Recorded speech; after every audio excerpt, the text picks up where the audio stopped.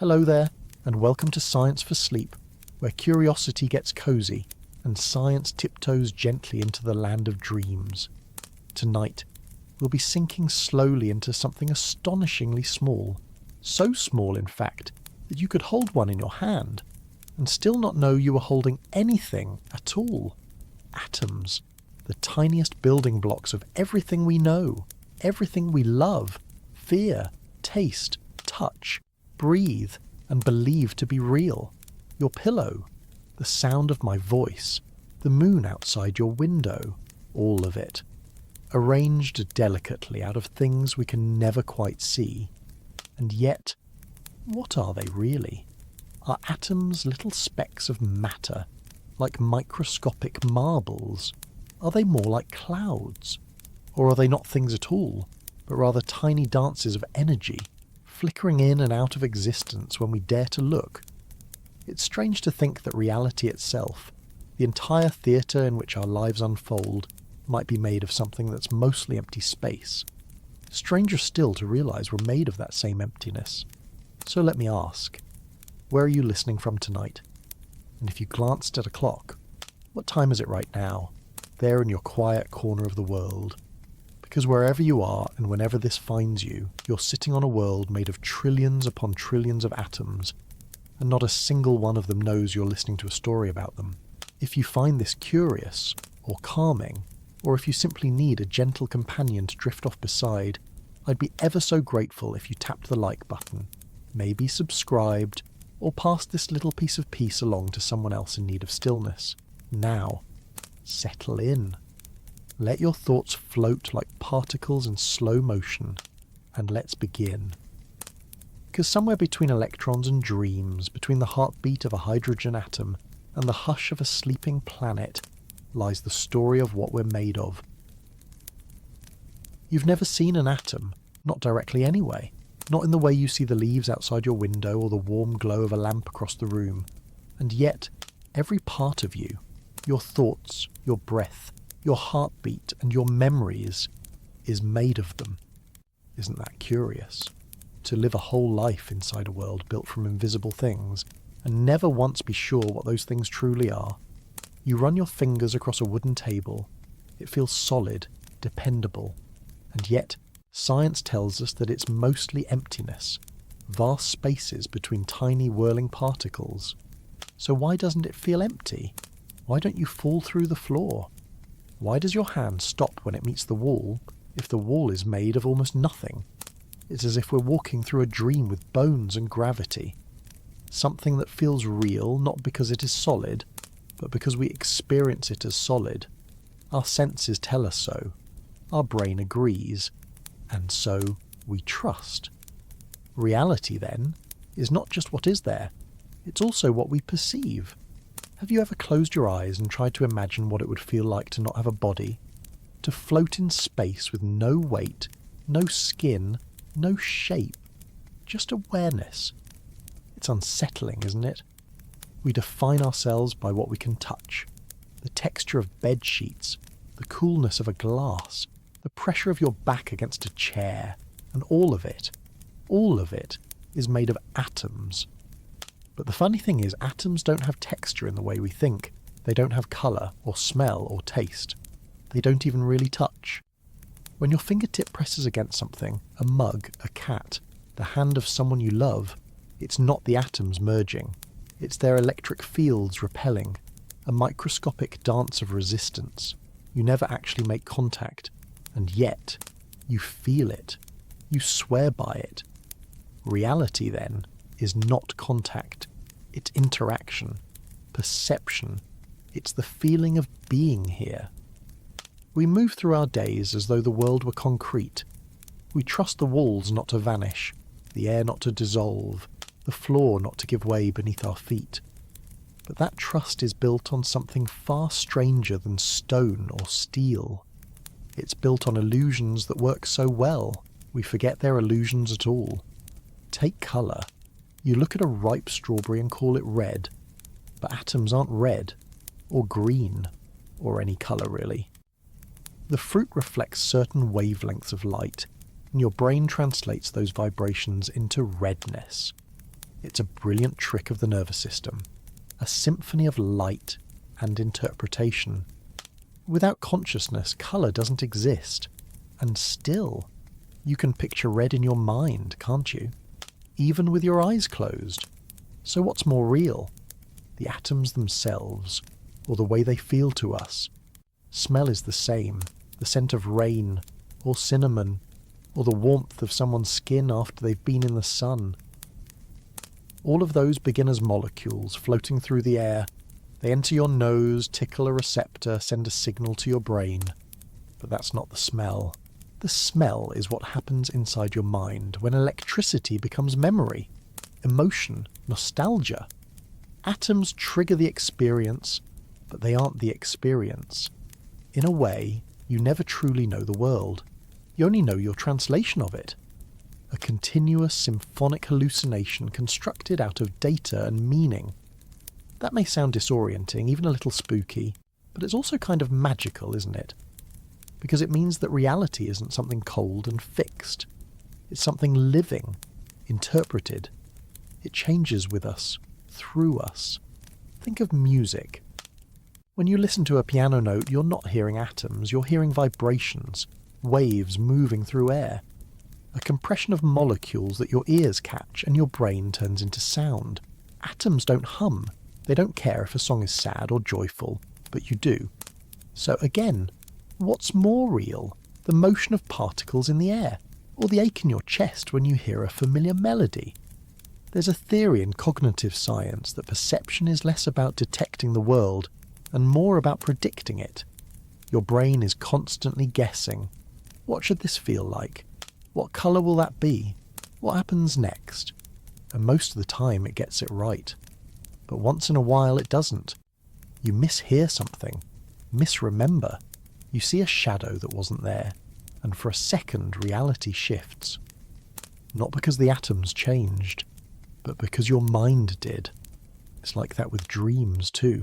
You can wake from a dream sweating, heart pounding, mind reeling, as if you had lived something real, and yet nothing was there. No atoms arranged themselves into dragons or forgotten lovers or infinite staircases, and still you felt it. It shaped you. So which matters more, the atoms that weren't there or the emotional residue left behind? We tend to think of matter as the real stuff, the scaffolding of existence. But what if the scaffolding is only half the picture? What if consciousness is the other half? After all, a world made entirely of atoms, with no eyes to see it, no hands to touch it, no minds to wonder, would still be there, yes, but would it matter? Maybe reality, as we live it, exists only at the meeting point of particle and perception. There's a beautiful word for that moment when something internal meets something external and becomes meaningful. It's called qualia, the subjective quality of experience, the way lavender smells to you, the taste of cold water when you're truly thirsty, the colour blue, not in theory, but in your mind. Atoms don't have qualia, but you do, and that makes all the difference.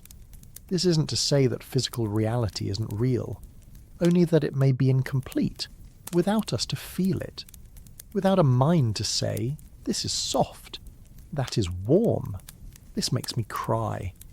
It's possible, maybe even likely, that the universe has always been full of atoms, but it was only when life emerged, and later consciousness, that those atoms became something more.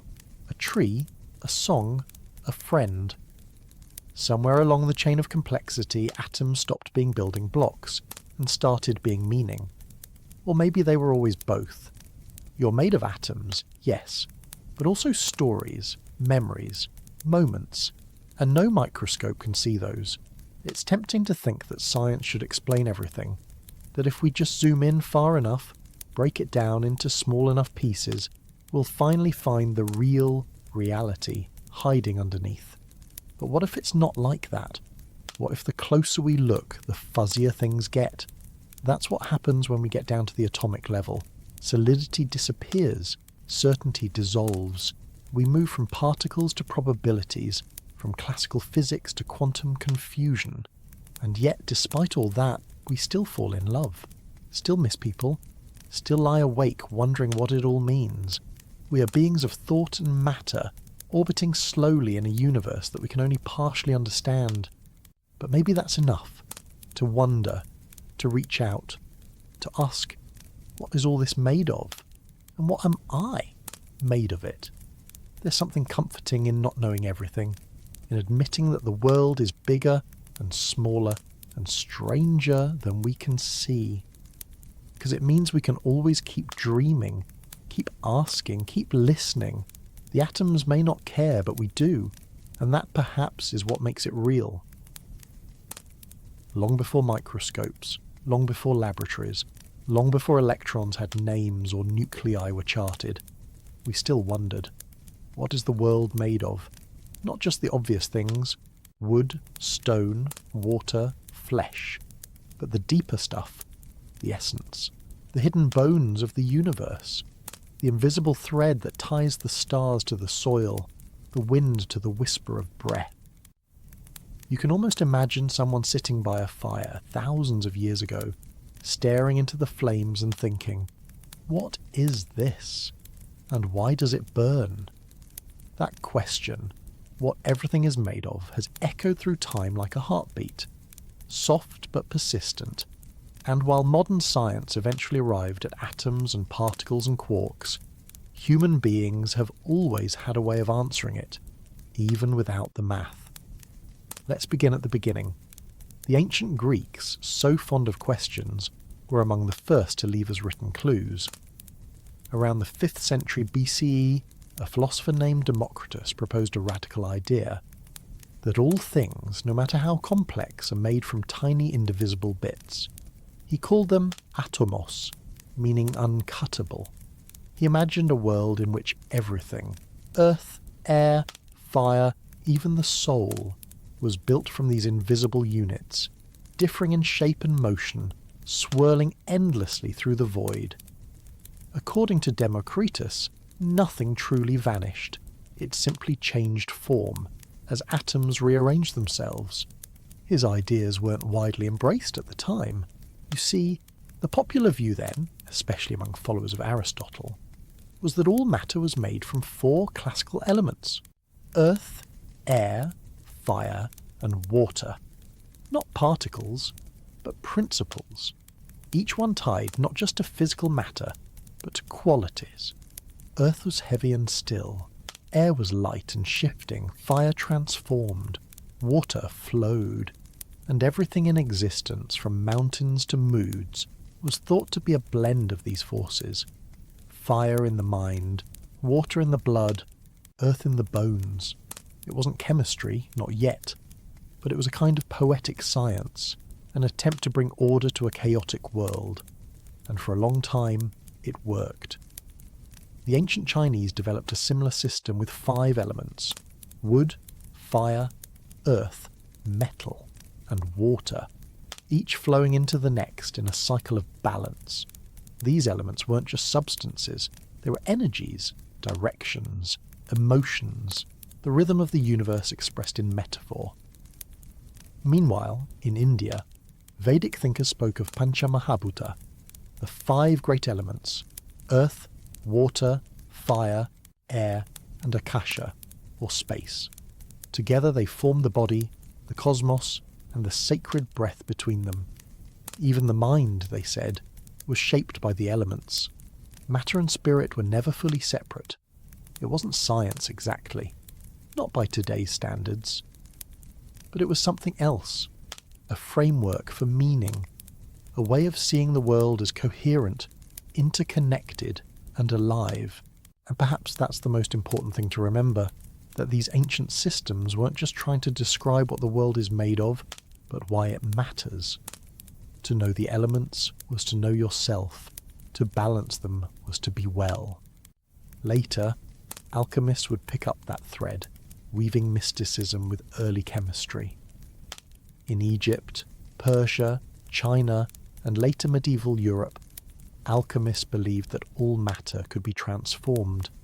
That lead could become gold, that base metals held within them a spark of perfection, waiting to be awakened. They didn't talk about atoms, not yet, but they were obsessed with change, with transmutation, with essence. They believed that everything visible was a reflection of something invisible, that behind every stone, every herb, every flicker of a flame, there was a pattern, and if you could learn that pattern, you could unlock the secrets of reality itself. Of course, much of it was metaphor wrapped in riddle, but within the symbols, dragons, crucibles, the philosopher's stone, there was a yearning, a belief that matter wasn't just inert stuff. It was a puzzle, a poem, a code. You could say they were wrong about the details, but you'd be missing the point. They were asking the same question we still ask today. How can the universe be both so solid and so mysterious? Meanwhile, halfway across the world, indigenous cosmologies were answering that question in their own ways. In many Native American traditions, matter was not seen as passive or lifeless. Rocks, rivers, trees, all were imbued with spirit. Not metaphorical spirit, but literal presence, an awareness, a kind of consciousness that moved through all things. To touch the earth was to enter into relationship with it. The Maori of Aotearoa speak of Maori, the life force that exists in every part of creation, from mountains to feathers to carved wood. In their worldview, the world is made not just of materials, but of meaningful being, and the line between people and particles is thin. Likewise, many African cosmologies describe the material world as charged with ancestral energy. In the Yoruba tradition, for instance, elements like iron or water are not just substances, they're manifestations of orishas, spiritual forces with personality and agency. A river is not just a river, it is a being, a story. These ways of seeing weren't based on microscopes or physics, but they weren't primitive. They were relational. They understood that matter is never separate from meaning. And in some strange and beautiful way, modern science is beginning to echo that sentiment. Because now we know that you can't look at a particle without changing it. That observation matters. That the act of measuring the world transforms it. And maybe, just maybe, that's not so different from saying the world is alive. But before we get to that, let's pause in one more place, the world of words. Language, too, shapes how we understand reality. In English, we often treat matter as stuff, material to be used, consumed, shaped. But in many other languages, the line between object and being is more fluid. Some tongues don't even separate nouns and verbs the way we do. The philosopher David Abram notes that in the Ojibwe language, stones and rivers are described with animate verbs. They do, rather than they are. Imagine living in a world where a mountain listens, where wind doesn't just blow, it remembers. In Japanese, the word mono no aware expresses a gentle sadness at the impermanence of things, a kind of emotional awareness that everything, even matter, is transient. It reflects a cultural intuition that reality is both beautiful and brief. And in many mystical traditions, Sufi, Buddhist, Kabbalistic, the material world is seen as a veil, a reflection, a symbol, not false, but incomplete, something to be peered through, not just at. In all of these ways, across cultures and centuries, human beings have tried to explain matter not as dead stuff, but as living mystery. And even as we've moved into the realm of laboratories and lasers, that sense of awe has never fully left us. Think of how we talk about atoms today. They're particles, waves, fields, vibrations. They exist, and yet they don't. They are here, but not until we look. We'll explore that strangeness in the next section. But for now, it's enough to say this. The question of what reality is made of has never just been about molecules. It's been about meaning, about relationship, about wonder. Democritus gave us the first atomic theory, but long before him, the poets were already whispering, we are made of earth and air, fire and water, space and memory, and something else too, something unnamed, something timeless, something that breathes through every leaf, every stone, every star, and every sleeping heart. And if that's not reality, then maybe it's the part of it we most need to remember. So, what is an atom really? After all the myths, metaphors and ancient whispers, what does science say now that we can look a little closer? Well, first a surprise. An atom, the so-called building block of matter, is mostly nothing. If you were to take a single atom and blow it up to the size of a football stadium, the nucleus, the dense heart of the atom, would be about the size of a marble at the centre of the field. Everything else? Empty space.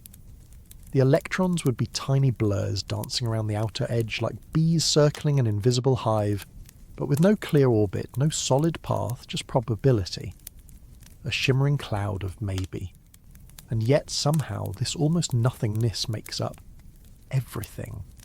Your skin, your lungs, your favourite blanket, the stars, the tea cooling beside your bed, the voice you're hearing now. All of it constructed from tiny fields of mostly empty space, held together by forces you can't feel directly, but that never stop shaping you. Atoms, in the simplest terms, are made of three basic parts: protons, positively charged; neutrons, neutral; electrons, negatively charged. The protons and neutrons huddle together at the centre, forming the nucleus, a dense, compact core where nearly all of the atom's mass resides. It's heavy, it's tight, it's ancient. The electrons, far lighter and full of motion, swirl around that core, not in neat planetary circles like we once thought, but in strange, probabilistic orbits. They don't move in tracks. They exist in clouds, and this is important because atoms don't behave like marbles or ping-pong balls. They don't sit still or stack neatly. They flicker, they vibrate, they exist as tendencies, not certainties. This was one of the great surprises of the 20th century. Up until then, people imagined atoms like tiny solar systems, electrons orbiting a nucleus the way planets orbit a sun. It was neat, predictable, familiar. But nature, as it turns out, is far stranger than our metaphors. Enter quantum mechanics. In quantum theory, particles like electrons are not solid dots zipping around.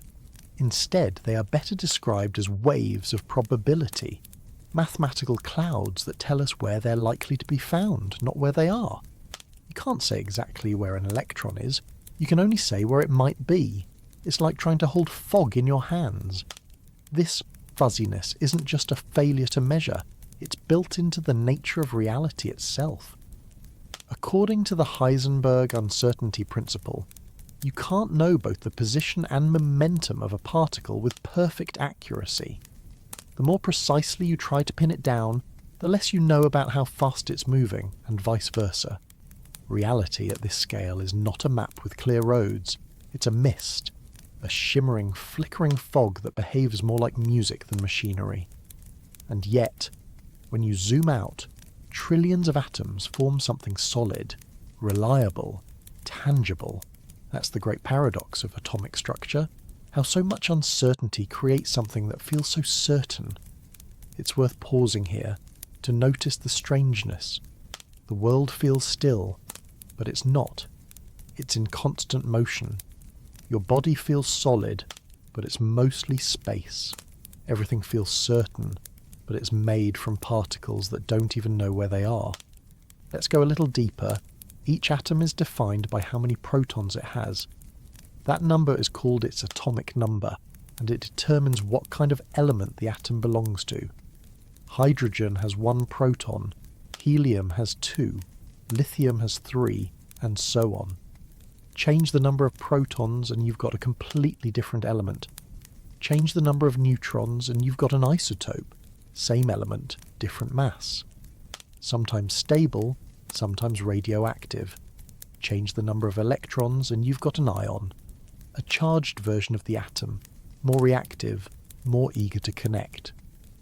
These simple variations, just one more or one fewer particle, can completely transform an atom's behaviour. Add a neutron and you might create fuel for a star. Remove one and you might create medicine. Rearrange correctly, the same basic particles can become salt, or poison, or the taste of sugar on your tongue. That's the magic of atomic structure. It's not just what you have, it's how it's arranged. The periodic table, the grid of elements you might remember from school, isn't just a list of ingredients, it's a map of behaviour, a story of how atoms relate to one another, how they bond, how they build. And it's those bonds, the way atoms link together, that allow for complexity. A single atom is powerful, but atoms rarely travel alone. They connect. They share electrons in shimmering agreements called chemical bonds. Some share nicely, like in covalent bonds. Some give and take, like in ionic bonds. And others dance loosely, like in metallic bonds. Electrons drifting freely like communal light. These atomic handshakes are what let molecules form. And molecules, they're the alphabet of matter. H2O becomes water, CO2 becomes breath, DNA becomes life. Just a handful of atomic symbols rearranged in infinite combinations to create everything from coral reefs to concertos to the curve of your hand resting gently on a page.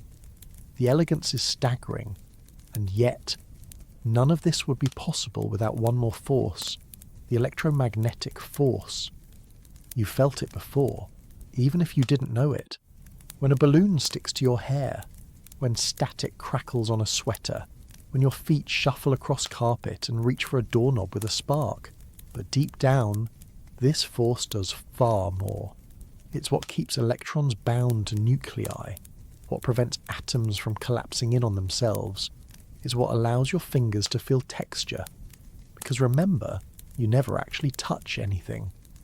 What you feel is the electromagnetic resistance between your atoms and the atoms of what you're reaching for. It's the invisible no that says, here is where you stop, here is where you begin. And that simple pushback, that unseen field, is what gives the illusion of solidity. You never quite meet the world, you approach it, and that's enough. Pause here, let it settle. You're a cloud of probability, held in shape by tiny dancing charges, floating in space that isn't really empty, just humming quietly beneath your awareness, and yet you feel real, grounded, alive. That is the quiet brilliance of atoms. They are both less and more than we imagine. They are structure, but also story. They are matter, but also metaphor. You can see their echoes in crystal lattices, in the spiral of a shell, in the stretch of a muscle, in the double helix of your DNA. Atoms don't know they're building beauty. They simply follow the rules of attraction. And yet, somehow, they do. We'll continue in a moment. We haven't yet touched on the nucleus, or the strong force, or the strange zoo of particles that lie even deeper than atoms. But for now, just rest here, in the knowledge that you are made of things you cannot see, cannot hold, and yet cannot live without. Atoms, tiny mysteries, old as the stars, whispering the shape of everything you are. At the heart of every atom is a tightly packed cluster of protons and neutrons. They don't swirl, they don't orbit, they sit, locked in an embrace so intense that it takes one of the strongest forces in nature to hold them there. We call it the strong nuclear force, and it really is strong. It's the glue of the universe, but with a catch. It only works over incredibly short distances, so short, in fact, that if protons drift even slightly too far from each other, the whole thing begins to fall apart. You might wonder, why do we need a strong force in the first place? Because protons all carry a positive charge, and like charges repel. So inside the nucleus, there's a quiet battle going on between the electromagnetic force trying to push protons apart and the strong force holding them together. Neutrons help too. They don't carry charge, but they act like buffers, spacemakers that reduce repulsion, keeping things stable. But the balance isn't always perfect. Some nuclei are too heavy, too crowded. They begin to wobble, to split, to emit particles or energy. This is what we call radioactivity. An unstable atom trying to become more stable by letting go of a little mass, a little energy, a little light. And sometimes, when a nucleus splits in just the right way, it releases a burst of energy so powerful it can warm cities or destroy them. That's nuclear fission, the same process that powers some of our submarines, and tragically our bombs. It's a reminder, atoms are small, but not weak. Their hearts contain the kind of energy stars are made of, because they are made of stars. Every atom heavier than hydrogen, carbon, oxygen, iron, gold, was forged in the heart of an ancient star, pressed into being by gravity, heat, and time. And when that star died, exploding outward in a supernova, it scattered its atoms across space. Some of those atoms drifted for eons through dust and silence, until they found their way here, into oceans, into trees, into you. It's often said we're made of stardust, but that's not poetry, that's atomic history. Now let's go even deeper. You've met the three familiar parts of the atom: electrons, protons, and neutrons. But even those aren't fundamental. Electrons, as far as we know, they're elementary particles. They don't have subparts. But protons and neutrons, they're made of something smaller still: quarks. Quarks are strange little things. They come in 6 flavours: up, down, charm, strange, top, and bottom. Protons are made of 2 up quarks and 1 down. Neutrons are 2 down, 1 up. They're held together by gluons, particles that act as the carriers of the strong force. Yes, gluons, because they glue quarks together. It sounds whimsical, but it's very real. Without gluons, there would be no atoms, no molecules, no chemistry, no hands to hold, no stars to shine. And beyond that, beyond quarks and electrons, that's where things become less clear. You enter the realm of the standard model of particle physics, the current best guess at what reality is made of, on the tiniest possible scales. It includes particles like photons, carriers of light, and the electromagnetic force, W and Z bosons, responsible for radioactive decay, Higgs boson, the so-called God particle that gives mass to others, neutrinos, ghost-like particles that pass through your body by the trillions every second, and of course, the graviton, a hypothetical particle that would explain gravity, though we've never seen it. Together these particles, and the forces they carry, form the scaffolding of everything we know, and yet it's not complete. There are gaps, mysteries, unexplained phenomena, entire parts of the cosmos, like dark matter and dark energy, that seem to operate with their own hidden rules. We can't see them, we can't touch them, but we know they're there, because the galaxies spin too fast, because the universe expands too quickly, because the math doesn't work unless something invisible is holding it all together. It's a humbling truth.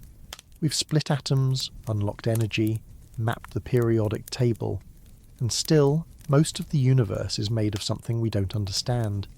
And perhaps that's fitting, because the closer we look, the more reality seems to shimmer.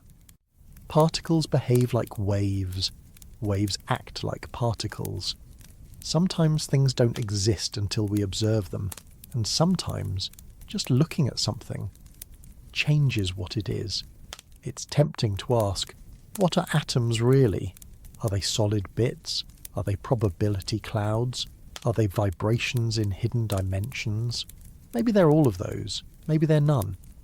Some physicists propose that atoms, and indeed all of matter, are not made of stuff at all, but of fields. Invisible fundamental fields that fill all of space. Each type of particle is just a ripple in its corresponding field. A photon, a ripple in the electromagnetic field, an electron, a ripple in the electron field, a quark, a tiny bump in the quark field. In this view, you're not made of particles, you're made of ripples, vibrations, geometry, singing, The universe as music, matter as movement. It's not a new idea. The ancient Hindus spoke of the cosmos as sound, the sacred syllable Om, vibrating through all things. String theory, a modern but still speculative framework, suggests that the tiniest constituents of matter are not particles at all, but vibrating strings of energy, each with its own frequency, each note becoming a different particle. The same string that hums as an electron in one octave might hum as a graviton in another. Matter then becomes music in more than metaphor, and reality, a song with no beginning and no end, playing softly beneath the noise of everyday life. There's a kind of peace in that, isn't there?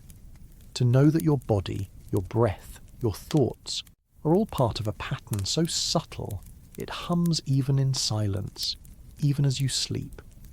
Let's pause here. We've travelled from electrons to quarks, from atomic clouds to cosmic dust, from the solidity of your pillow to the strange fuzziness of what lies beneath it. And through it all, atoms remain both deeply familiar and endlessly strange. They make up your world, but they are not your world. They make up your body, but they are not yourself. They are the notes. You are the melody. And somehow, without knowing it, you've been singing all along.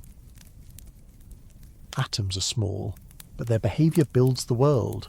And when you begin to understand how they behave, not just what they are, you start to glimpse something deeper, something that feels less like physics and more like poetry written in mathematics. Let's begin with one of their most important qualities, bonding. Atoms are social. They don't like being alone. When given the chance, they link together. Not out of loneliness, but out of energy, because nature is always chasing one thing, stability. And stability for atoms often means sharing. When two hydrogen atoms meet an oxygen atom, they form water. The oxygen needs 2 electrons. Each hydrogen has 1, so they share. Just enough. Just long enough. And suddenly, something new appears. A droplet. A wave. A falling rainstorm. This sharing of electrons is what we call a covalent bond. A kind of mutual agreement, like neighbours sharing a fence. Neither gives up their electron, but both benefit. Other atoms prefer different deals. Ionic bonds happen when one atom gives an electron and the other takes. Sodium gives, chlorine takes. Together they form salt. Something entirely different from the 2 elements alone. Sodium alone is explosive. Chlorine is poisonous. But together, they make the ocean taste like the sea. Then there are metallic bonds, where electrons aren't so much shared or traded, but allowed to drift. In metals like copper or gold, electrons float freely, forming a shimmering sea of charge. This is why metals conduct electricity. The electrons are already halfway to moving. All these bonds, covalent, ionic, metallic, are just different expressions of the same idea, that atoms, when connected, become something more than themselves. It's not unlike human relationships. We don't just coexist, we transform one another. From bonding comes chemistry, the mixing and rearranging of atoms into new molecules, new shapes, new functions.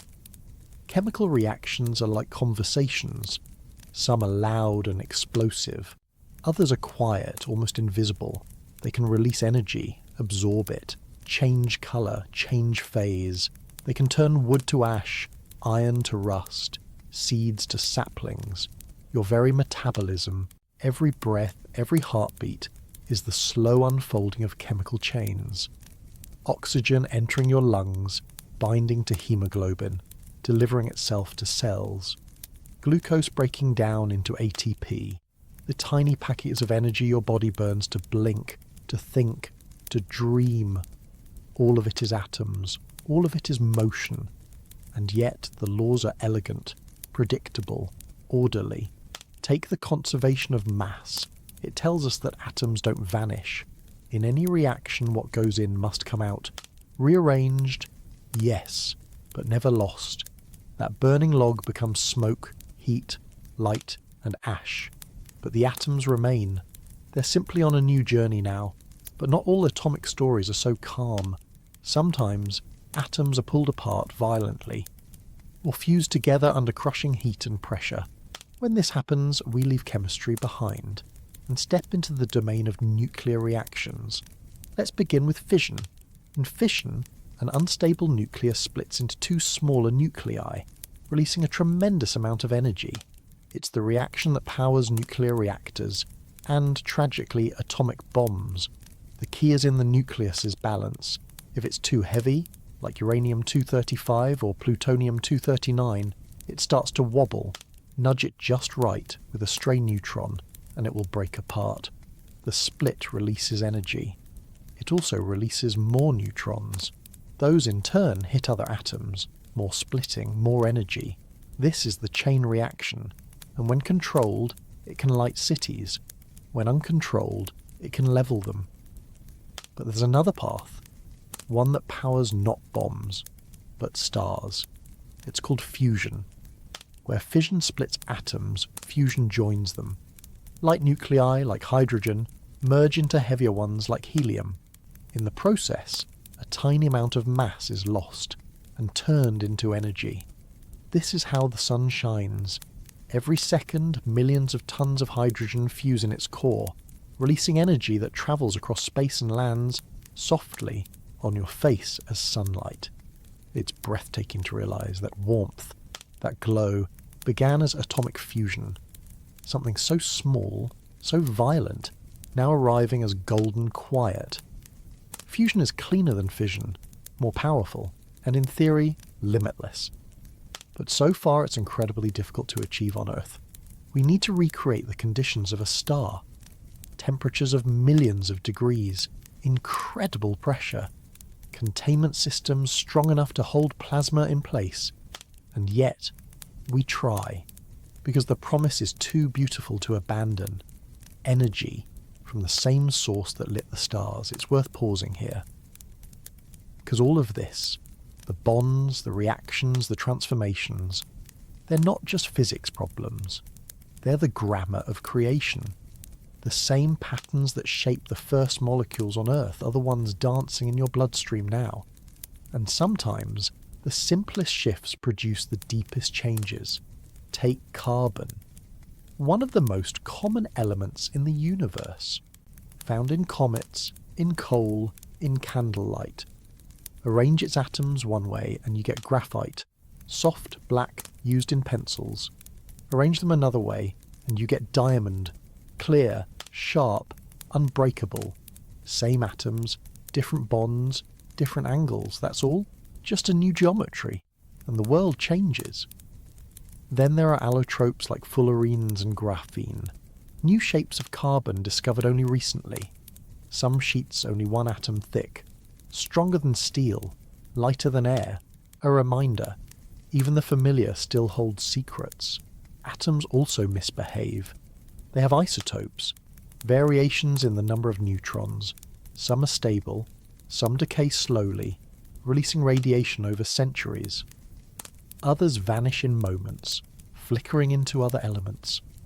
We use these isotopes to date ancient fossils, to power space probes, to sterilize medical equipment, to treat cancer, to make smoke detectors work. They're strange gifts. Dangerous, yes, but also healing, illuminating. It depends, as always, on how we use them. And then there are the edge cases, the quantum oddities, the particles that seem to defy logic altogether.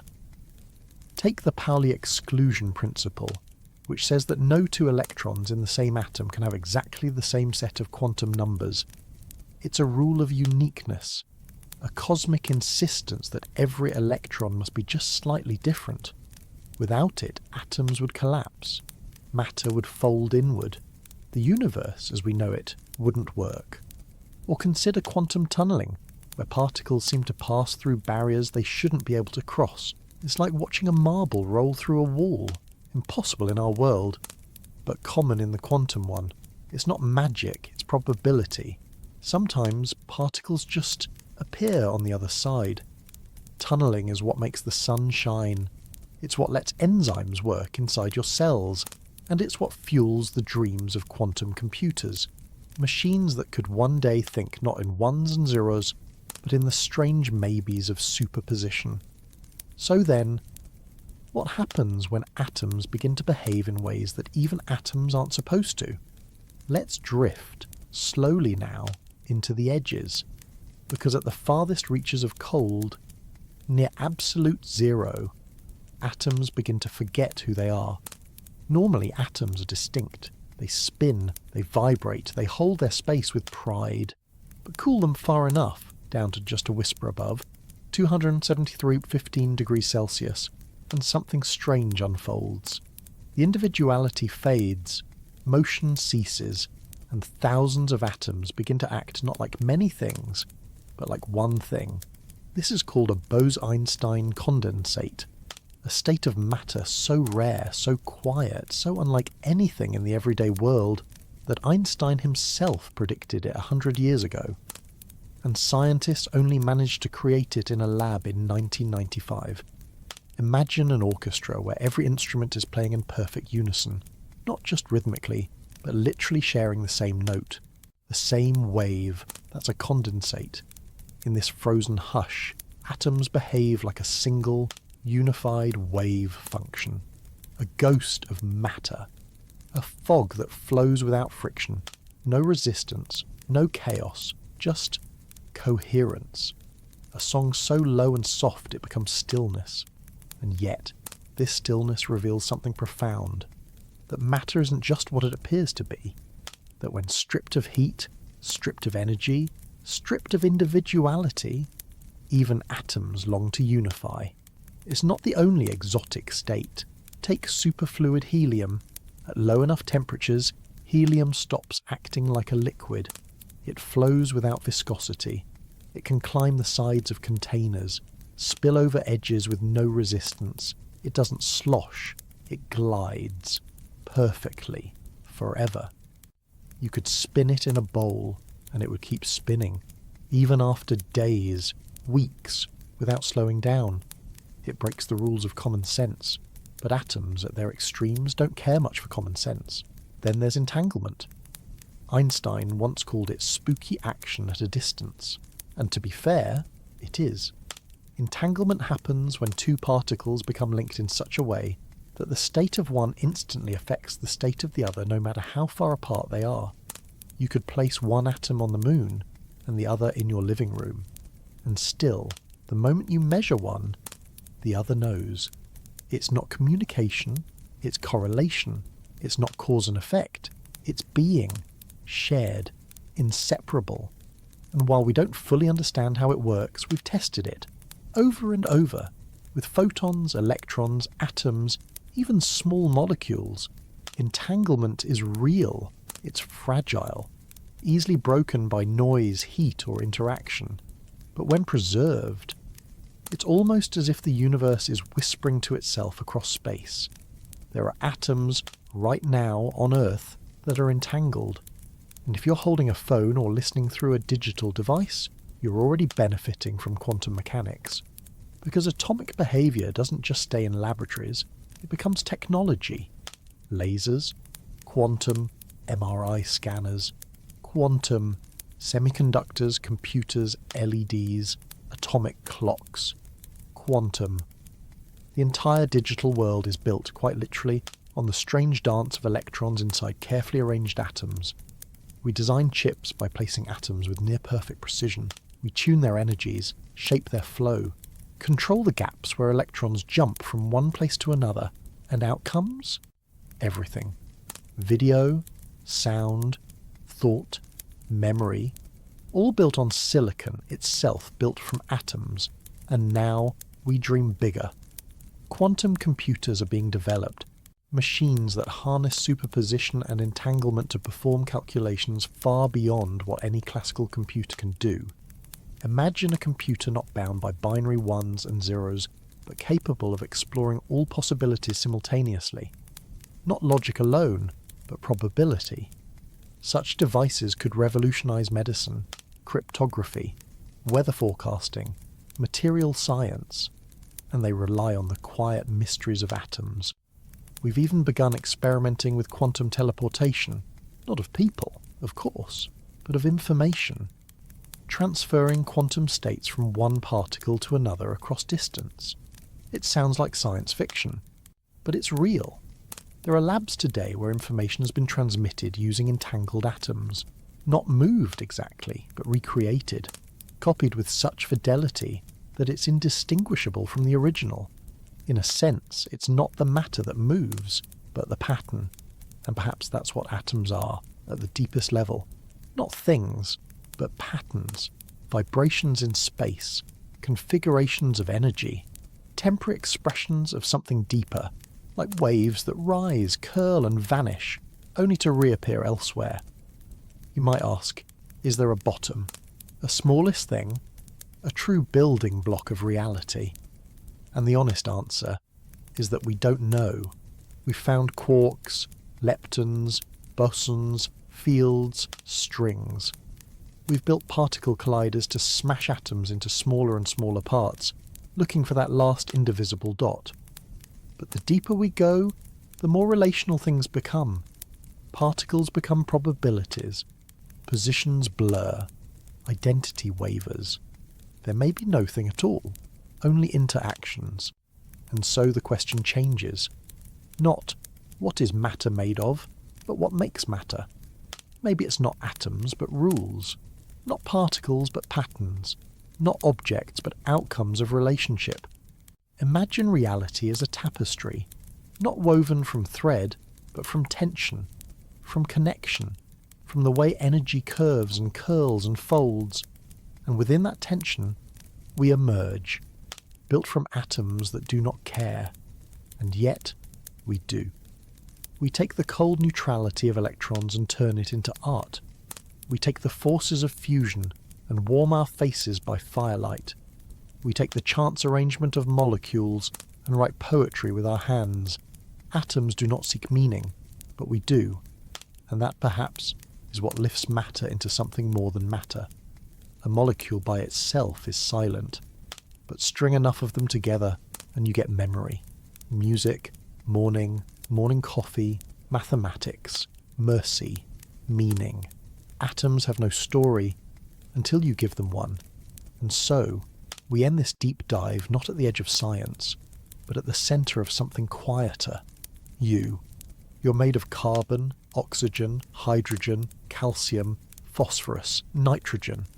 Simple atoms found in stars and sea foam, but you're also made of childhood, of laughter, of language, of 1,000 quiet atomic memories arranged into something fragile and awake.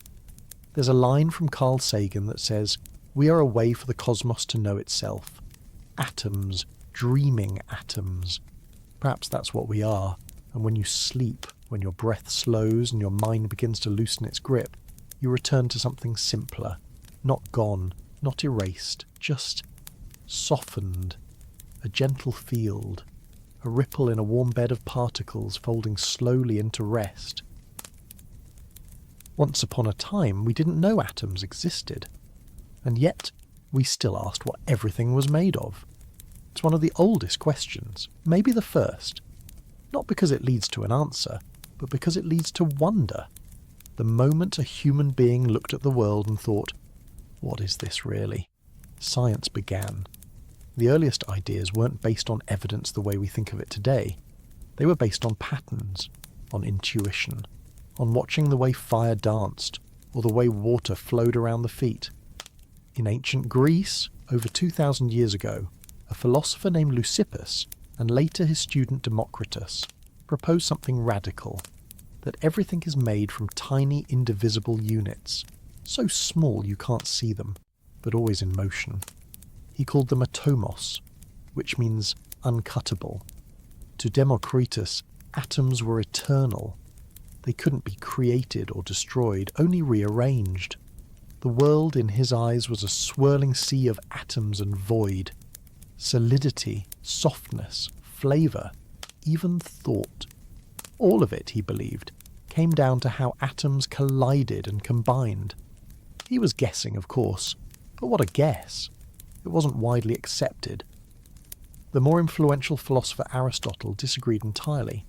He believed matter was continuous, made from 4 elements: earth, air, fire, and water. Simple, elegant, spiritual. His view carried the weight of logic and tradition, and for nearly 2,000 years, it was the dominant view in Europe and beyond. Atoms, it seemed, were forgotten, until the world began to change, fast forward to the 17th century during the scientific revolution. Europe was beginning to awaken from centuries of dogma and into a new era of careful observation and curiosity. Robert Boyle, often called the father of modern chemistry, began to question the old 4-element system. He believed in elements, yes, but not fire or air or water. He defined elements as substances that could not be broken down further. He didn't have a periodic table, but he was searching for one. Then came Isaac Newton, who believed in something like atoms too, tiny, hard particles moving according to physical laws. He couldn't see them, but he saw their effects in gases, in motion, in the behaviour of light. Still, no one had seen an atom. They were theoretical, invisible. It wasn't until the early 19th century that the idea of atoms returned with force, this time backed by science. A quiet English school teacher named John Dalton noticed that chemical reactions always happened in fixed ratios. Water was always 2 parts hydrogen, 1 part oxygen, no matter how much you started with.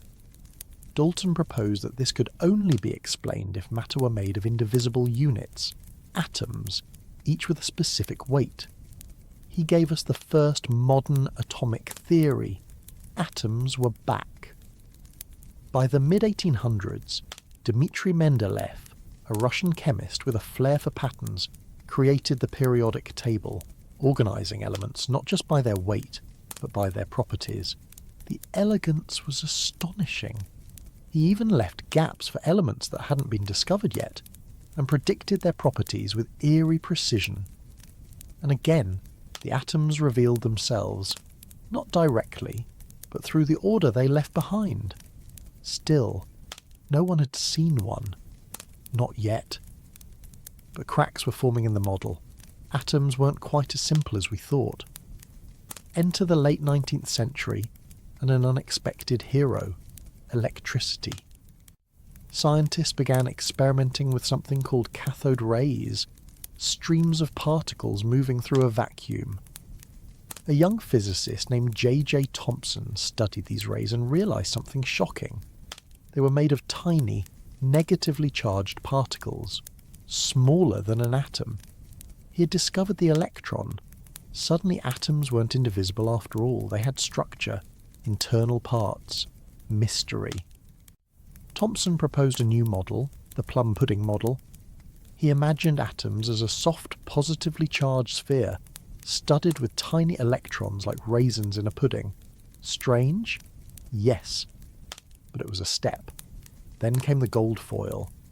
In 1909, Ernest Rutherford, a student of Thomson's, conducted a delicate experiment with alpha particles, tiny bits of radiation, firing them at a sheet of thin gold foil. Most of the particles passed through, but a few bounced back, hard. Something inside the atom was solid, dense, powerful. This led Rutherford to propose a new atomic model. Atoms have a small, heavy nucleus at the centre, where most of the mass resides, and electrons orbit around it like planets. It was elegant. It made sense. But it wasn't quite right, because planets have predictable orbits, and electrons do not. Enter Niels Bohr in 1913. He refined Rutherford's model, suggesting that electrons exist in specific energy levels, quantized shells around the nucleus. They could jump from one level to another, but not exist in between. It was closer, but reality was slipperier still. At the same time, another revolution was unfolding: quantum mechanics. Scientists like Werner Heisenberg, Erwin Schrödinger, and Max Planck realised that particles don't behave like tiny billiard balls. They behave like waves, unpredictable, probabilistic. You couldn't know exactly where an electron was, only the likelihood of where it might be. This wasn't just a tweak, it was a complete reimagining. The atom wasn't a miniature solar system, it was a cloud of probability. And inside the nucleus, more mystery. In 1932, James Chadwick discovered the neutron, a neutral particle that helped hold the nucleus together. Now the atom had three parts: protons, neutrons, and electrons, a new trinity, a stable one. And finally, in the 20th century, we saw it, for the first time. Using a technique called scanning tunneling microscopy, scientists captured images of atoms, blurred ghostly dots, not photographs, but impressions, traces of presence, whispers of reality. The atom, once imagined, once denied, once debated, was now visible. And yet even visibility didn't mean full understanding. The deeper we looked, the more complex things became. Quantum electrodynamics, quantum field theory, the Standard Model, quarks, gluons, bosons. The simplicity of the building block gave way to something more dynamic. We no longer thought of atoms as tiny spheres. We saw them as excitations in a field, as temporary patterns, as waves that appear when we observe and dissolve when we don't. Even the boundaries between matter and energy blurred. Einstein's famous equation, E = mc2, told us that mass is energy, that under the right conditions you can turn one into the other, that the atom is not just stuff, it's potential. And today, we smash atoms in enormous machines called particle accelerators, like the Large Hadron Collider. We break them apart not to destroy them, but to understand their pieces, to learn what's left when everything else is gone. And yet, the story continues. We've mapped the atom, split it, measured its parts with mind-bending precision. But we still don't know everything.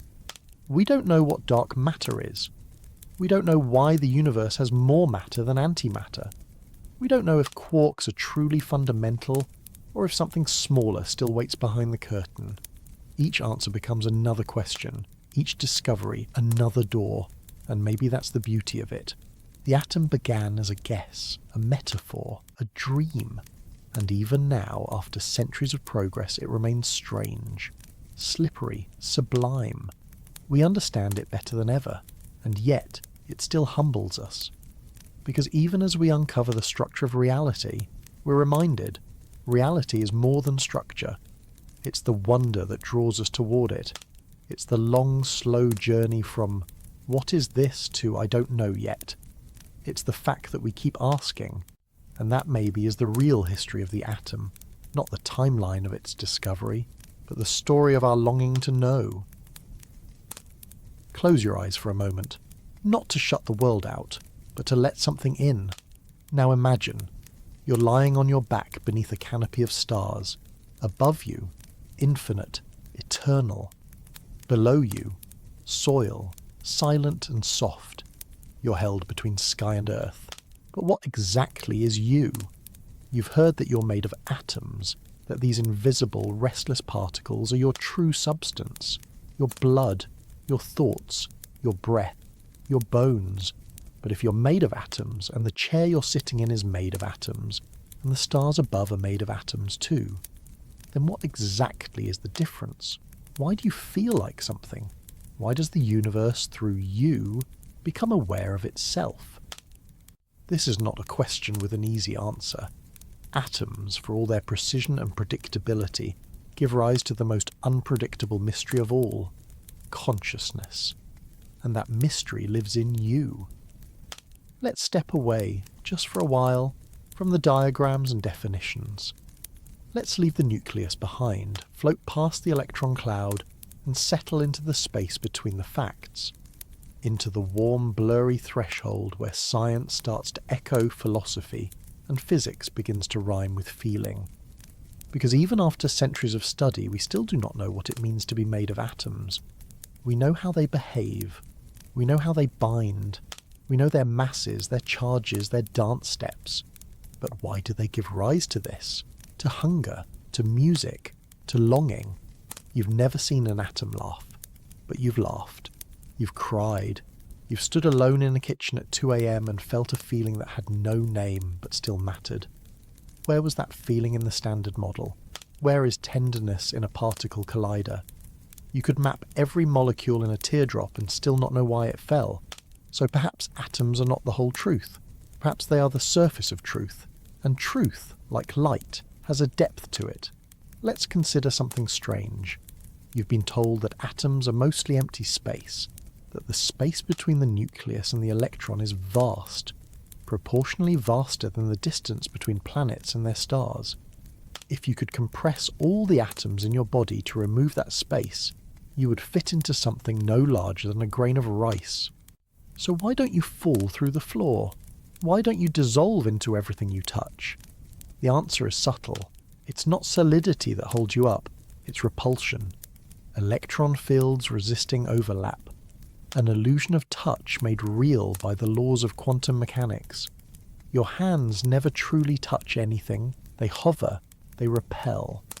So much of what we call contact is not contact at all, just proximity and resistance, just space pretending to be substance. And yet, it works. We fall in love with people we've never touched. We feel homesick for places we haven't seen. We ache for futures that haven't happened. So what is real? Is it the atom or the ache? Some scientists have begun to wonder whether reality is even made of matter at all.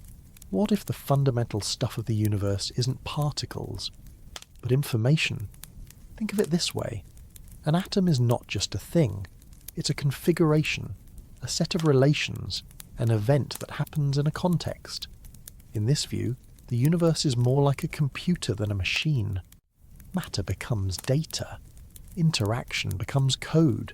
You become a program, a song, a temporary ripple in a sea of logic, not meaningless, just formless beneath the form. You may have heard of something called simulation theory. It suggests, not as fantasy but as probability, that if conscious beings ever learn to simulate an entire universe, and if they do it often, then statistically it's likely that we're already inside one. A dream inside a dream. A rendered world. But even if that's true, so what? If a sunset still brings you peace, is it less real? If a kiss still makes you tremble, is it just pixels? Does love disappear if it's programmed? Or is it realer because it's felt? These questions aren't meant to unsettle, only to soften the borders of certainty, to remind you that atoms, for all their importance, are only part of the picture. They are the language, not the meaning. They are the ink, not the poem. And what a poem it is. Because here you are, listening, breathing, remembering some long-forgotten moment that had no atoms in it at all, only warmth. Even memory defies physics. It's made of molecules, yes, stored in neurons, written in electrochemical pulses, but the feeling of a memory, the ache in your chest when you remember someone's voice, that is not stored in a molecule. That is you, existing in two places at once, now and then, past and present, stitched together by something atoms cannot name. We could go further still. Some physicists believe that time itself may not be real, that it emerges from entropy, that it's a statistical blur, that the past and future are illusions, and only this breath, this second, truly exists. If time is not real, and atoms are not solid, and matter is just structured energy, then what are you? Not a body, not even a mind, but a moment, a rhythm, a pattern of patterns shimmering for a little while before dissolving back into the music.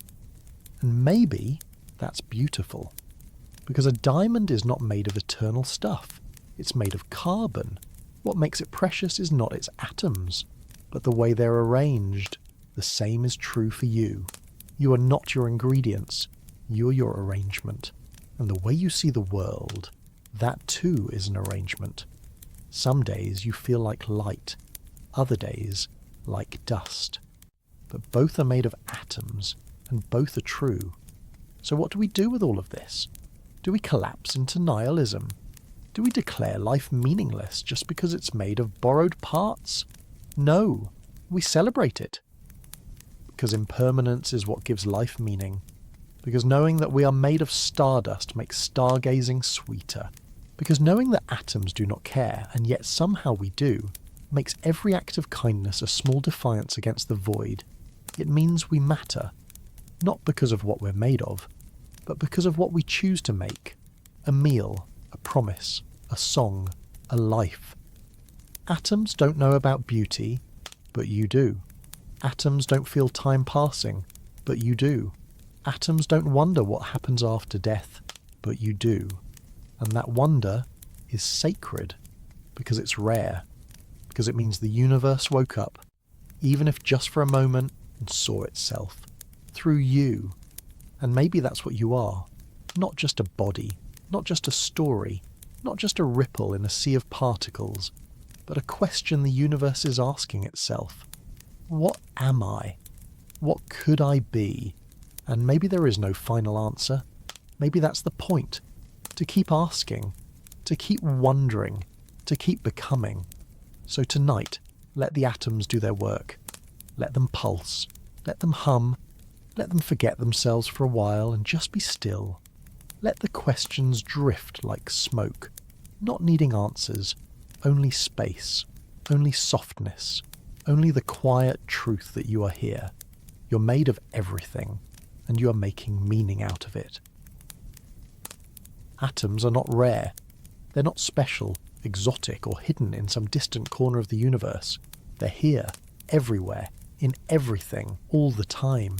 They're in the steam rising off your tea, in the floor beneath your feet, in the molecules dancing on your skin right now, brushing invisibly against the air. They're your breath, your thoughts, your dreams. The strange, quiet truth is this. You've never known a world without atoms, but you've also never seen one. Not directly. Atoms don't wave. They don't announce themselves. They don't glow when they pass by. They do their work in silence, invisible, relentless. They don't care what form they take. They just arrange. Sometimes as bone, sometimes as rain, sometimes as cinnamon on warm toast. Strange, isn't it? To know that your entire experience of life, your favourite sweater, your childhood memories, your laughter with a friend, is built from things that are mostly empty space. And yet here you are, held together by something. Every object around you is a temporary agreement of atoms. Your phone, your pillow, the doorknob you twist every day without thinking, the reflection in your mirror. They're not permanent, not stable in the long term. They're borrowed, pieces of the universe just pausing for a moment to become your toothbrush, your shoes, your favourite pen. Even your body is on loan. Your cells are constantly dying and being replaced. Your atoms are in flux.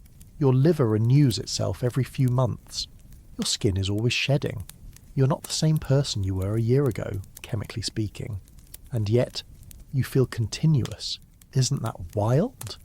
That continuity comes not from your atoms, but from your awareness, your story, your sense of self, built not from particles, but from pattern. And still, that pattern is written in atoms. Let's bring this closer. Look at your hands. Right now, if you want, they're made of carbon, oxygen, hydrogen, nitrogen, calcium, and trace amounts of other elements, same as the soil, same as the stars, same as the bones of whales and the bark of trees. And yet, those atoms are you. They respond to your decisions. They turn pages, hold spoons, pick flowers, build lives. The atoms don't know what they're doing, but you do. You give them purpose. And in doing so, you give yourself a kind of invisible companionship. You're never alone, not really. You're always surrounded by trillions of little travellers, atoms that used to be somewhere else and soon will be somewhere new. There's something beautiful about that. Every glass of water you drink contains molecules older than the Earth itself. Every breath you take is shared with everyone who has ever lived. Napoleon, Cleopatra, dinosaurs, dandelions. You're not just in the world, you're of it, completely. Even the idea of you is permeable. Your body interacts with the world constantly, exchanging atoms with every bite, every breath, every touch. The boundary between self and not self is softer than we think. When you eat a meal, your body doesn't just digest it. It absorbs the atoms and weaves them into your muscles, your blood, your brain. The food becomes you. And eventually you become food for something else. Not in a grim way, in a circular way, in a sacred way. In many cultures, this idea of interconnectedness is not a scientific novelty, but a spiritual truth. Hindus speak of Brahman, the idea that all things are made of the same divine essence. Buddhists see the self as an illusion, a temporary arrangement of causes and conditions. Indigenous cultures around the world describe the earth not as a possession, but as a living being, one we are part of, not separate from. Modern science, in its own language, is echoing these ancient insights. Atoms aren't just the ingredients of your body. They're the threads of a web that stretches through space and time. When you burn wood, carbon is released into the air.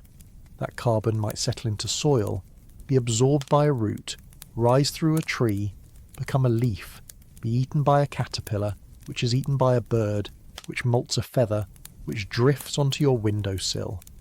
The carbon from that feather might someday find its way back into you. A breath is not just a breath, it's a reunion. And we experience these reunions constantly, whether we recognize them or not. A hug, a meal shared at the same table, two people falling asleep beside each other exhaling into the same pocket of air, everyday magic powered by atoms. You might not think of science when you sip your coffee, but that warmth, that flavour, it's atoms vibrating in specific patterns, triggering receptors on your tongue. That pleasure is chemistry. Chemistry is atoms. And atoms, well, you know by now, are ancient, wild, loyal little things. They give without question. They serve without ego. You don't need to believe in miracles to feel grateful for a warm shower, a bowl of soup, the feeling of clean sheets, because even the mundane is made of stars. Let's stay with that idea for a moment. We say, we are made of stardust, and we are.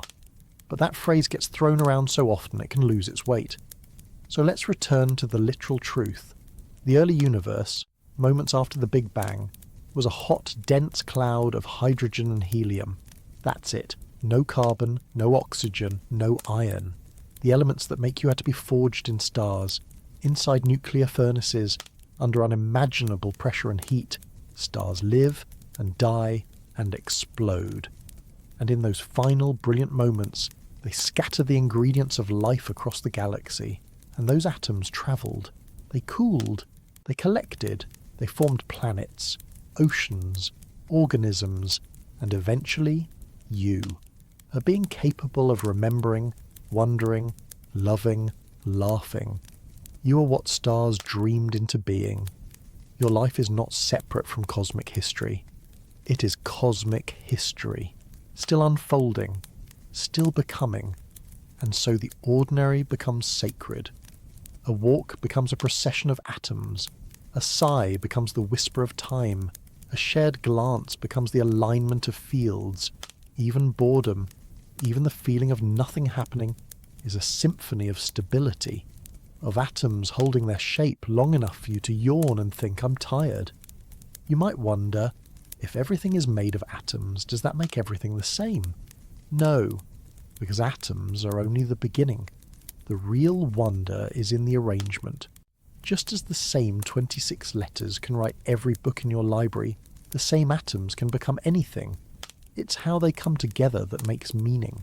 So yes, you're made of the same stuff as everyone else.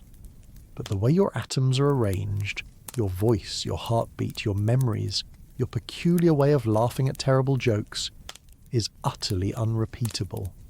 There will never be another pattern quite like you. And that's worth remembering.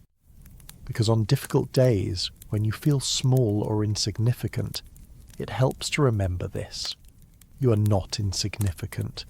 you're improbable, statistically miraculous, a fleeting constellation of atoms that have travelled for billions of years through stars and soil and sea just to become this moment, this breath, this being, you. What if reality isn't what it seems? What if the atoms that build our bodies, our oceans, our songs and sorrow, are only one version of reality, a version tuned to our senses but not the whole truth? Let's start small. Right now, you feel still. Your body, warm and quiet, is lying or sitting or resting somewhere safe. But on the atomic level, stillness doesn't exist. Your atoms are vibrating constantly, endlessly. Even in sleep, even in death, atoms never stop moving. If your body could be shrunk 1,000,000 times, you'd see a world in motion. You'd see electrons dancing, fields pulsing, particles flickering in and out of probability. Not quite here, not quite there. Because location, in quantum mechanics, is not a point. It's a probability. Atoms don't exist in one place until they're observed. They're smeared across possibility, like moonlight on water. And this raises the first what if. What if reality is not fixed until you look? This is more than a poetic idea. It's built into quantum theory. In the famous double-slit experiment, particles behave like waves until observed. Then they behave like particles. Measurement seems to collapse the wave function, solidifying one outcome from many. Some interpret this to mean that observation shapes reality, that consciousness selects the path. Others say no, that it's not your mind that matters, but any interaction, a particle detector, a molecule, a piece of film, but the question lingers, does the world exist as we know it, without someone, or something, to notice it? And if not, what does that make you? A participant? A co-creator? A mirror the universe holds up to itself? Or maybe just a ripple, like everything else? Let's go further. What if you could split yourself? Not metaphorically, thus literally. Quantum physics allows for the possibility that every decision, every outcome creates a branching timeline. One where the coin lands heads, another where it lands tails. One where you say yes, one where you say no. This is the many worlds interpretation. In this view, every possibility plays out, somewhere. There's a version of you who never watched this, a version who watched it twice, a version who became a musician, or a monk, or never moved out of your childhood town. Each version equally real, equally present, equally you. But you can never meet them, not because they're far away, but because they're orthogonal, elsewhere in the fabric of possibility. And here's a twist. From their perspective, you are the unreal one. You are the what if, a ghost in someone else's timeline. So what does that mean for choice? If everything that could happen does happen, is anything special? Are you free? Or are you just playing out your version of a branching script? That's the paradox. You feel free. You make choices. And yet, you're made of atoms which follow laws. Does the illusion of agency arise from complexity? Or is there something deeper? Some quantum indeterminacy that gives you wiggle room? We don't know. And maybe that's the miracle, that you get to act as if you're free, even in a world of cause and effect, as if you are more than your molecules, even if technically you are your molecules. But even that may not be permanent. Let's imagine teleportation, not science fiction, real quantum teleportation. It doesn't move your body, it moves your state. In labs today, scientists have teleported quantum information, the arrangement of one atom, across space, using entanglement, not the atom itself, just the pattern. One atom here, one atom there, and the state jumps instantly. What if one day that worked at scale? What if we could map your body atom by atom, then recreate it on the moon? Would the result be you, or a perfect copy? And if the original was destroyed, would anything be lost? Is continuity of matter essential to identity, or is pattern enough? If I copy a poem word for word and burn the original, is the poem gone? No. But a poet is not a poem. Are you? Let's say we build a machine, a molecular assembler, that can reconstruct you atom by atom from a blueprint. Could it reassemble your memories, your voice, your pain? If it did, would you still be you?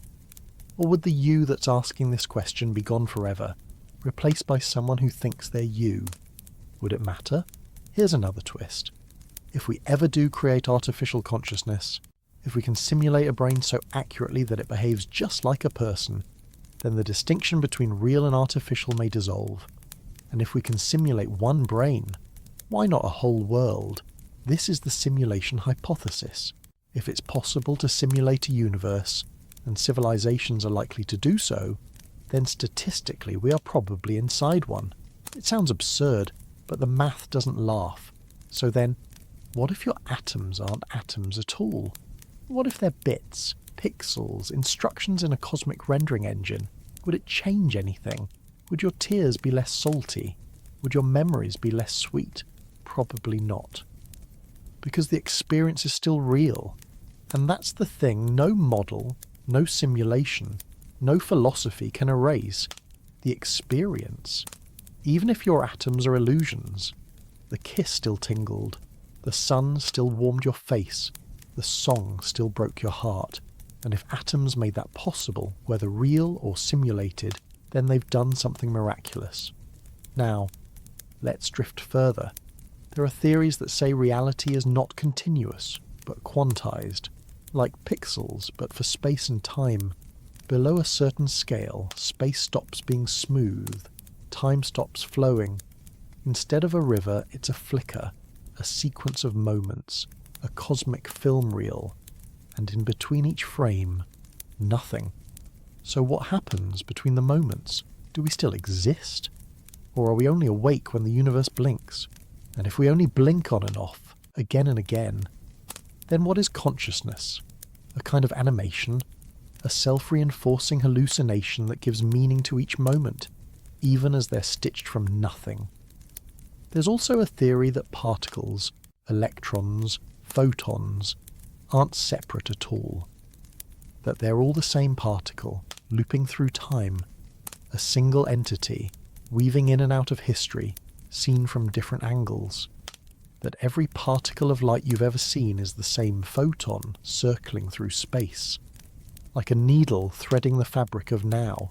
And if that's true, then maybe your body isn't made of many atoms. Maybe it's made of one infinite loop of being, appearing as many, because of perspective, because of the angle we view it from, or the illusion of division. But now let's make it simple again.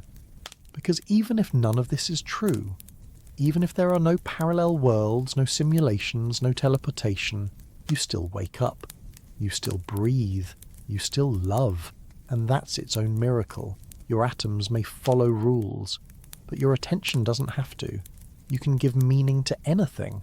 A rock, a ring, a room where someone once laughed. That's not science fiction. That's presence, that's agency, that's what if made real. So tonight, as you close your eyes, as your atoms settle into the stillness of sleep, let your thoughts wander, not in fear, but in play. What if you are dreaming this life? What if, tomorrow, you wake up as a beam of light? What if you're a star, pretending to be a person, just to feel what it's like? What if every atom in your body remembers something you don't? Not a story, just a rhythm, a pattern, a pulse, a note in a song the universe has been singing since the beginning. You don't have to understand the whole melody. You only have to listen, and you are. So we've wandered quite far tonight, from the smallest particles to the farthest stars, from quarks to questions, from fact to feeling. You've heard that you're made of atoms, but maybe now you've felt it too. Maybe you've come to see it not just as a scientific truth, but a poetic one. Something lived, something breathed. Because being made of atoms is not just about carbon, nitrogen, oxygen, and iron. It's about being part of a pattern. One that began before you were born. One that will continue long after you're gone. And still. One that, for a little while, is you. We began with a simple question. What is reality made of? And the honest answer is, it depends on how you look. From one angle, reality is made of particles. From another, it's made of probability. From another, it's made of perception. From another still, perhaps it's made of stories. Because reality is not a fixed shape. It's a prism. It bends light differently depending on where you stand. What is a chair to a physicist? A lattice of molecules, interlocking carbon chains. But to a child? It's a castle. To someone grieving, an empty place. To someone tired, a soft place to rest. Same atoms, different realities. So maybe atoms are just the raw material, the alphabet, the stage. And we are the meaning. We give names, we build feelings. We turn structure into significance. We make atoms into a home. Let's take a breath. Notice where you are right now. Not just physically, but emotionally. Maybe you're feeling calm, or curious, or a little sleepy. Maybe you're remembering something, someone. Maybe you're feeling small, but in a good way. That's okay. Atoms don't take things personally. They don't know what a you is, but you do. You know what it's like to miss someone, to hold a hand, to say goodbye. Atoms make all of that possible, but they don't understand it. That's your job.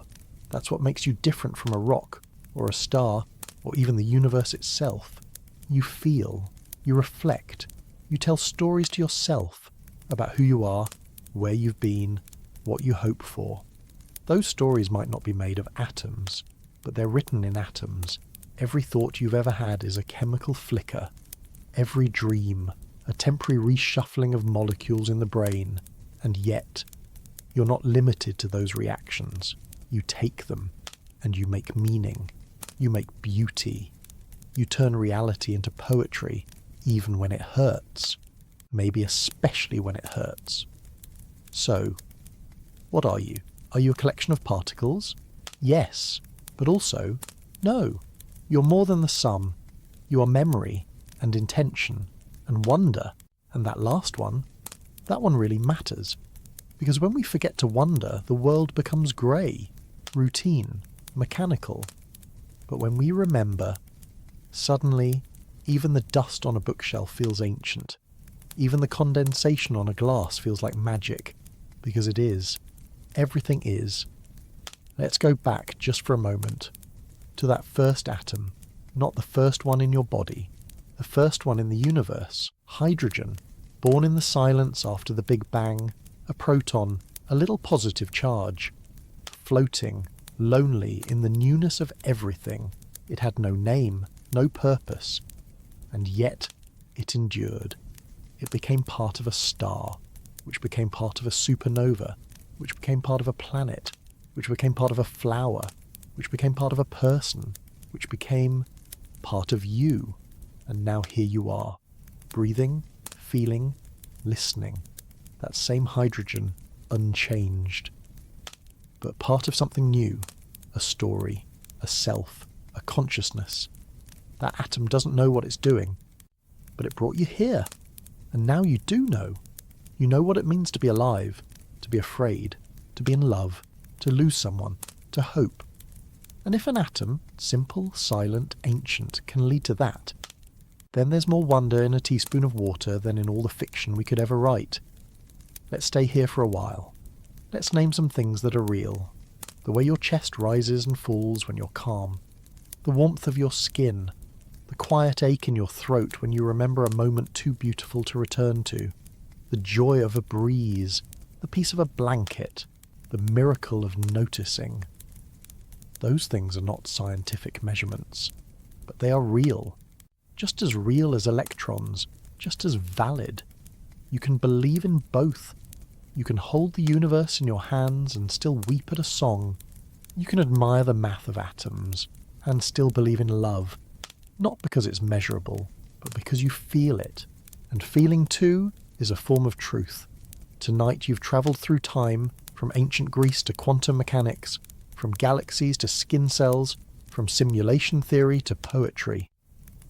And now you are here. Exactly where you began, but changed. Slightly. Softly.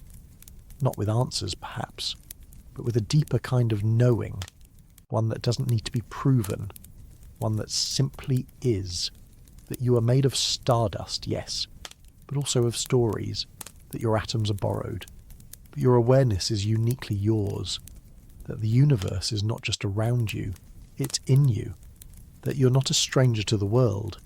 You are the world, temporarily arranged to ask, what am I? And even if no final answer comes, the asking is enough. The wondering is enough. The being is enough. So let your shoulders drop. Let your mind soften. Let your breath deepen.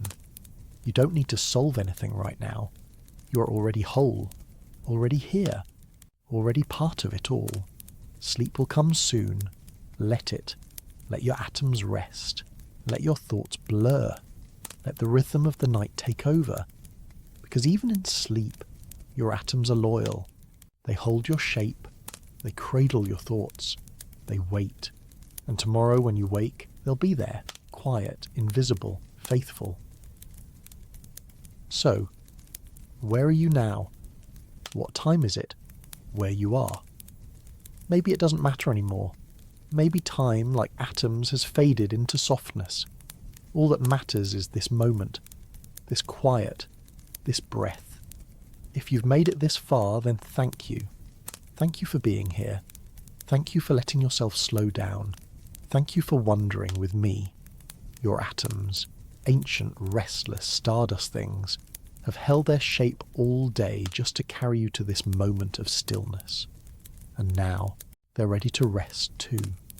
Let them. Let the questions drift. Let the world dissolve. Let sleep begin to rise, like a tide pulling you gently toward its shore. And if this gave you peace, if something here soothed even one small ache, then I'm glad. Because science isn't just about knowledge. It's about comfort, perspective, belonging, and you belong. Here, now, always. So sleep well, fellow traveller, wherever you are, whenever you are. You're made of atoms, but you are more than that. You're the quiet between particles. You're the noticing. You're the moment the universe looked at itself and smiled. Good night.